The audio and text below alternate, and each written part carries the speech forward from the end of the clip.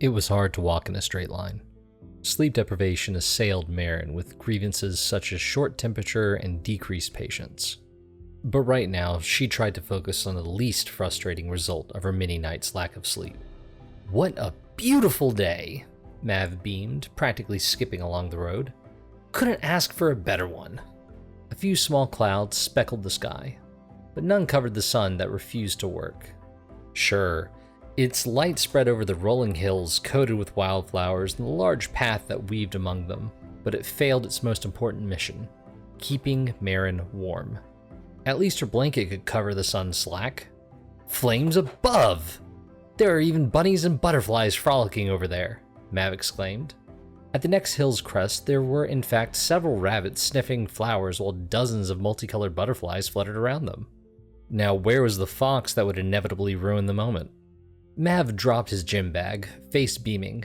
"I'm gonna join them." "Fox, thy name is Mav." The excitable ex-peacekeeper plowed through the flowers, laughing like a giddy child, and expeditiously chased the wildlife away. His laugh died at the hill's peak, and his head cocked to the side. Then he rushed down the other side without a word. "You've got to be..." Maren hoisted his bag over her shoulder, its strap digging into her skin. She traipsed up the hill, grumbling, "Oh no." At the bottom of the hill, a small family of 4 were loaded at a cart.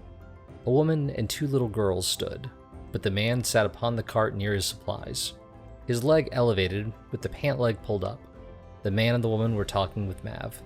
"No, no, no, no, no, no." Maren nearly stumbled hurrying down the hill, with her lethargic legs struggling to keep herself aloft under the weight of both the heavy gym bag and oppressive gravity. No one paid her any mind as she joined them. The little girls played together while parents were invested in their conversation with Mav, whose expression was serious. "I'll help you guys out there," Mav said. "Where is it?" "Help with what and go where now?" Maren asked.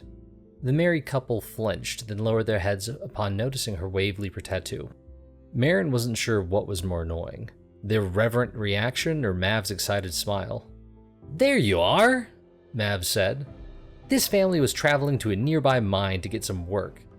But Kellen here twisted his ankle coming down this hill." He patted the injured man's shoulder. "He can't pull the cart with his legs, so they're stuck."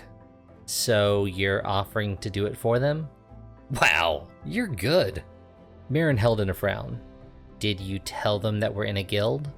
"Whoops, forgot about that part." "Oh!" the taller of the little girl shouted. "Which guild?" Mav puffed out his chest. "We are Talum's..." "Actually, Maren, do you want to do the honors?" Now he lets me speak.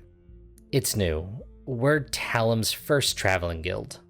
The smaller child looked impressed, while the taller one had the opposite reaction. Maybe she wanted to meet someone from one of the larger, more famous guilds. One of the wife's eyebrows rose and the husband's head was still down in reverence. Mav, on the other hand, looked confused. She hadn't done her usual bombastic intro. Whatever. She didn't have the energy to feign all that joy and enthusiasm anyways. "So we can help," Maren began, "but we have to open up a request and agree to compensation before we do." Maren side-eyed Mav. Twice already he'd broken that rule. Twice spending hours working for no payment. They had plenty of funds from their first mission together and from their combined savings, but eventually that would run dry.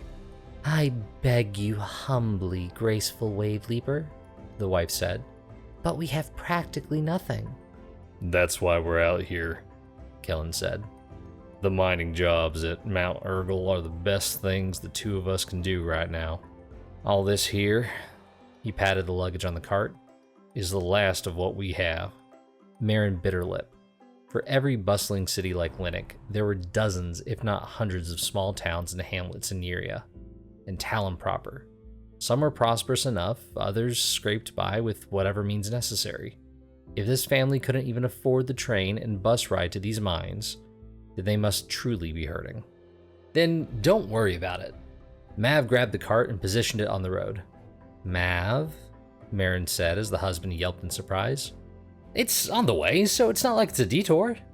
Mav beamed at the wife. "Besides, it'll be a great exercise." "Oh, bless you, merciful flame dancer," the wife said, voice cracking and eyes watering. Oh, shut it. Maren kept step behind the family as they followed Mav in the cart, her fury steadily replacing her exhaustion.